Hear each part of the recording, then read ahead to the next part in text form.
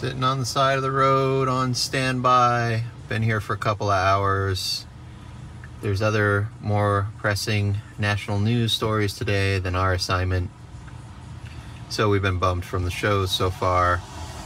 Got one more potential hour to go, and then I'm released. I got another photographer coming in. He's actually on the road now. He flew in, and he's covering the rest of the week. So I just got a little one day out of this one. And I may not even boot up the camera. Update on my battery upgrades to the van.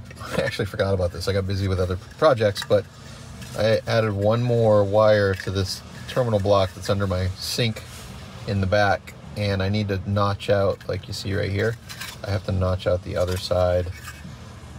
I'm going to do that with a little Dremel tool. Even have it marked with a Sharpie there. I totally forgot about this until I jumped in the van this morning.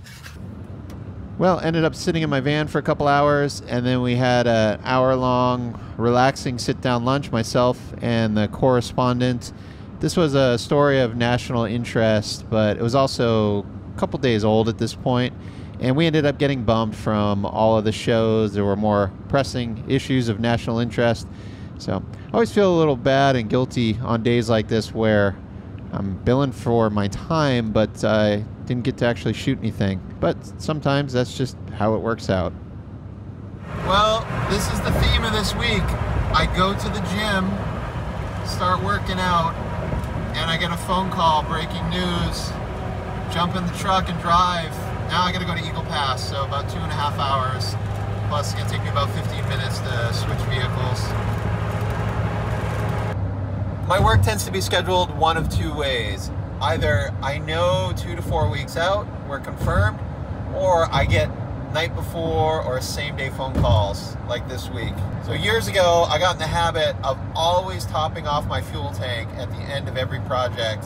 Sometimes it's been 16 hours since I got up and I'm exhausted and it's 11:30, midnight, 1 in the morning, but I still always go to the gas station and fill up.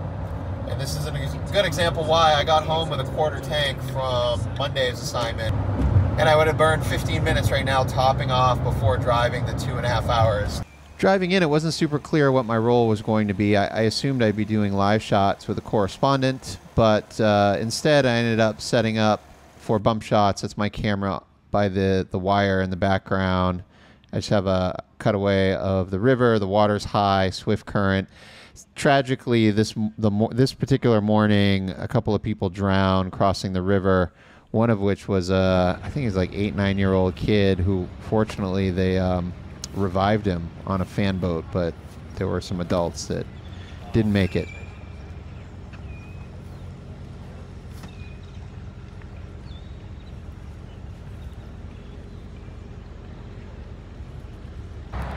All right, I'm down to my last 20 minutes of legal flight time. Oh no, sun hasn't set yet. I got a little bit of time.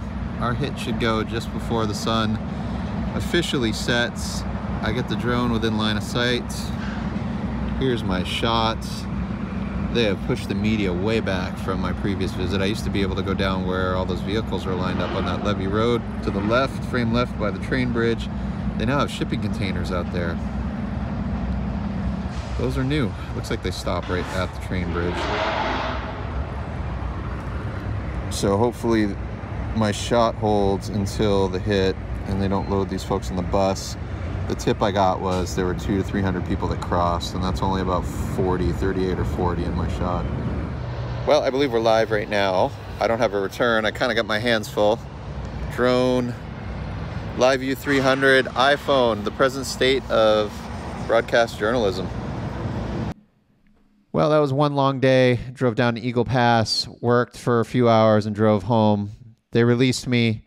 This is what I do on my days off, is I spend a lot of time at the gym just trying to stay fit, keep my back and my core strong so I can continue to sling a camera for a few more years. So my son, he's getting his sparring skills are improving. He's been taking one private a week, and I wish he'd get in there to some classes a few more times. But right now we got him, he's weight training twice a week, plus a 1-hour private session boxing. So that's pretty good, 3 days a week. Now, if I just sit at home and don't start a project or go work out, I don't get calls for work. But it seems like I get my butt down here to the gym. I spend an hour and a half, 2 hours working out, socializing, and the phone will ring with work. I get rewarded for putting some effort in and keeping the momentum alive. Oh, news. So unknown. So I'm either heading out down to the Rio Grande Valley for the next 2 days, live shots tonight, in about 4 hours. I was going to drive down there this morning, then I got a text that I'm going to pick up the correspondent at the San Antonio airport. I think this is unlocked. And he lands at 2:45 in the afternoon. It's 2 o'clock now. I just got a text from him in the air saying his staff photographer, who is due to come in Sunday afternoon. What is it right now? It's Saturday afternoon. So basically I was covering for like 2 days until the staffer gets in.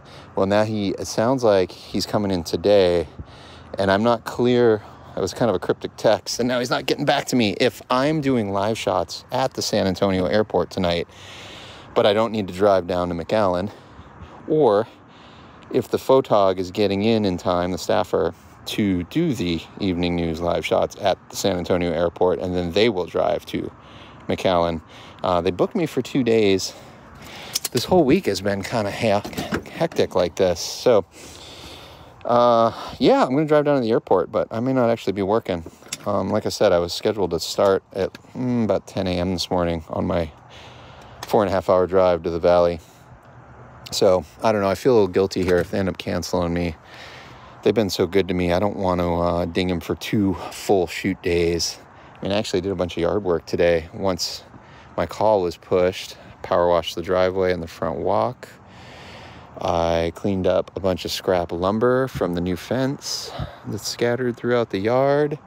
I cleaned the cab area of the van, got some of that border dirt out of the truck. It needs some armor all, but I'm short on time, and it's just going to get muddy again if I am, in fact, going back to the border. Took that wad of paper out of it's all the service records. And yeah, I'm going to scan them all as a PDF and throw that paper away because it's too big of a bundle now for the dash, and I'm overdue for an oil change, which I'm going to do today if I am, in fact, released. All right, I'm rambling. Give me an update when I have one. Yeah, that's cool. Same as usual. Yeah, mileage is 138,249. So you know what oil change means. I got released. So I think I got to talk to my client, but I'll probably just bill him for the 1 day. My number one stress point as an established freelancer is not finding work or finding clients. It's not paying the bills or managing cash flow. It's the stress point of shuffling the calendar and not burning any commitments. And the general courtesy in this business is an agency, production company, producer, corporate client, whomever it is. They'll reach out and ask you if you're available on a set of dates, and then to hold it for them just as a courtesy. You know, this is like pre-deposit.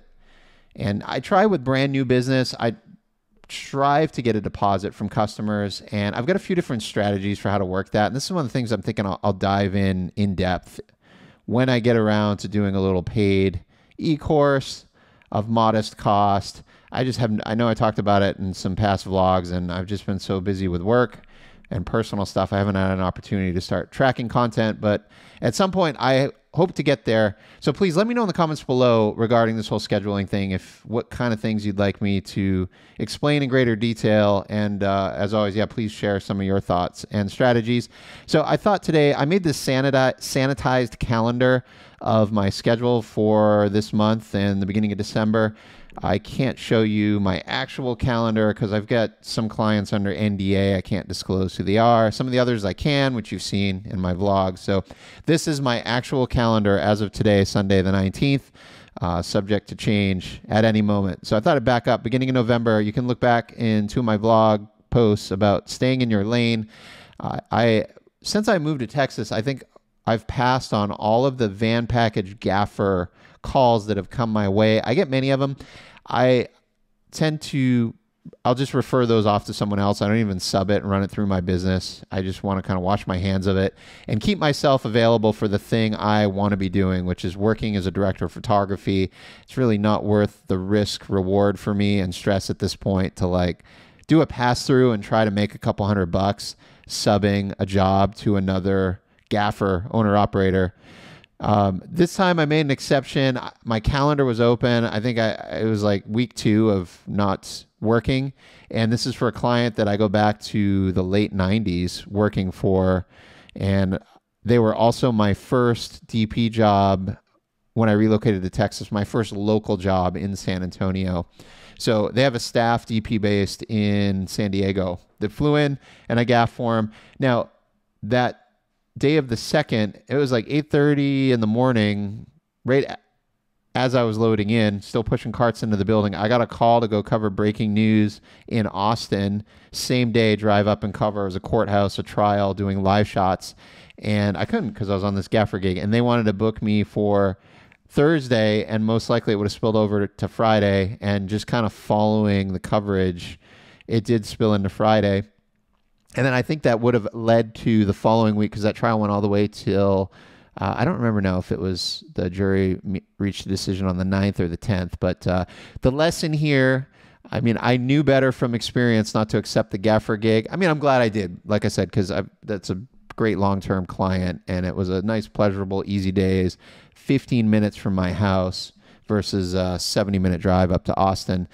And anyway, that was great. But yeah, I think it cost me 7 days of work at a higher rate per day and in my core trade. So the following week, the other conflict and reason I wouldn't have been able to, I could have done Thursday, Friday, Monday, but I had jury duty. I'd already burned up one of my deferral dates. I think I had one left, but I didn't want to, because it's just going to happen again. Every time historically I've had jury duty, it ends up costing me and lost work. So I passed on, well, obviously I passed on this courthouse job because I was here, which meant this was no longer an option for me. And then on Monday, I got a call to do a corporate interview job on Wednesday. I passed on this because I was afraid if I get assigned a trial, what's it called? Just if you're in the jury pool but not yet assigned, I think typically on your first day, they'll assign you to a trial, but you're just a potential juror, and then they don't start vetting jurors until the following day. So I was like, odds are pretty good it's going to spill over with my luck into the 8th. Now, it turned out it didn't. I got released, but because I had this obligation, I couldn't take this one. Missed income opportunity. So at this point in the month, Wednesday the 8th, I'd still only work 2 days, reduced rate for me as a gaffer. 13th, I got a heads up on Friday the 10th that I was probably going to go on the 13th, but then they didn't tell me to go until the morning of the 13th. And that's what I covered earlier in this video. You saw that. Came home, had Wednesday off, working out at the gym. This is my son was training, I believe right here. No, I'm sorry, he trains on the 16th. So anyway, I was at the gym, got a call to go down to Eagle Pass for a different story.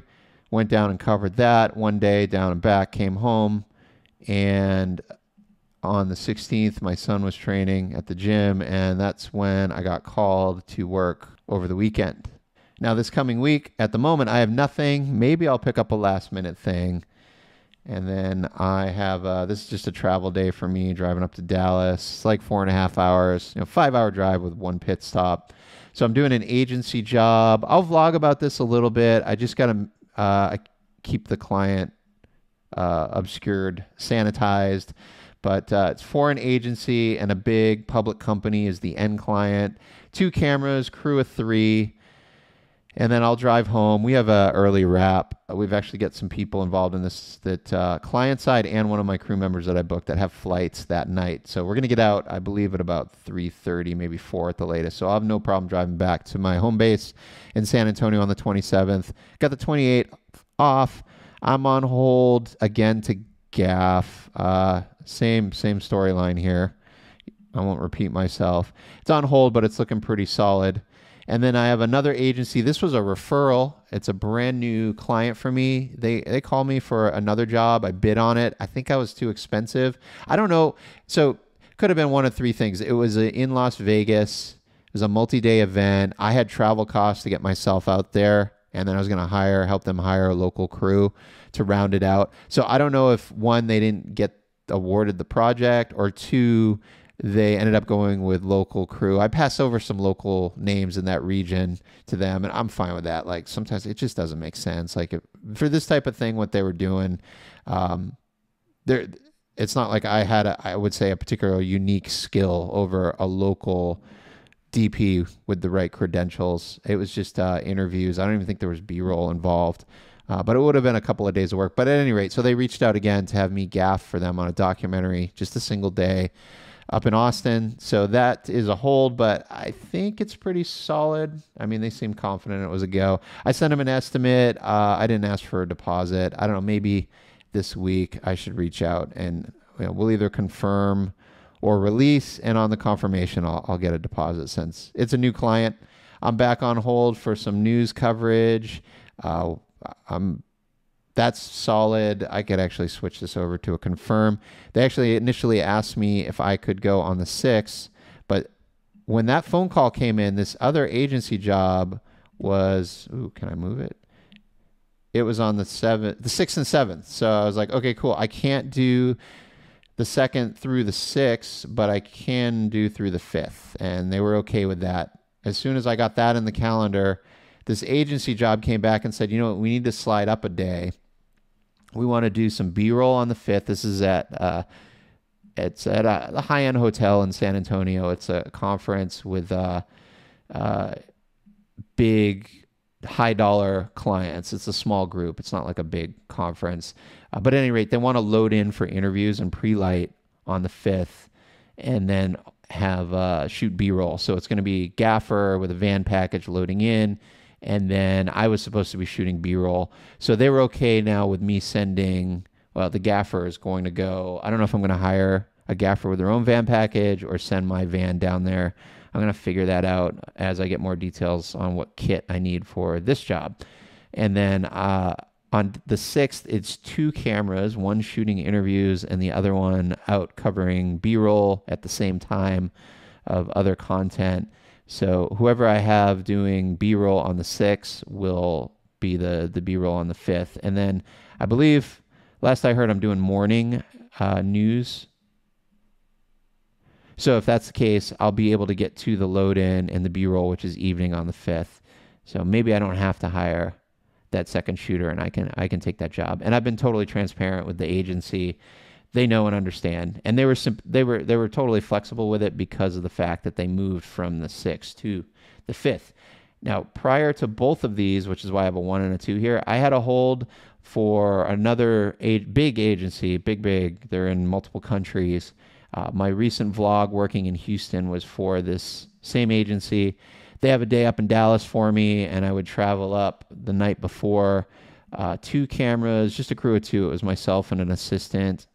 I don't think there was an audio component. I think it's just picture. So I reached out to them when this one when the news came in and said, hey, can you give me, like, how firm is this hold? And they said, you know what, we're not going to do it. It's a release. So I didn't burn a bridge here, just checking in, not even I told them I had a conflict, and they confirmed with me, like, yeah, we don't think we're going to shoot on that date. So thanks for holding, but you can release it. So that was a good reliever for me, that wasn't a lost opportunity because I got another call. And then after that, I cannot work on the 15th, but you can see I'm wide open until the 15th. So as it goes, I will get a call for the 15th, and it'll probably be a multi-day thing, and I lose all of it because this is, at the moment, a hard date I can't shift. And then I am open until January. Now, things will fill in. This is just kind of the nature how I go. I either know that something's solid 2 weeks out, or it's 24 hours or same day.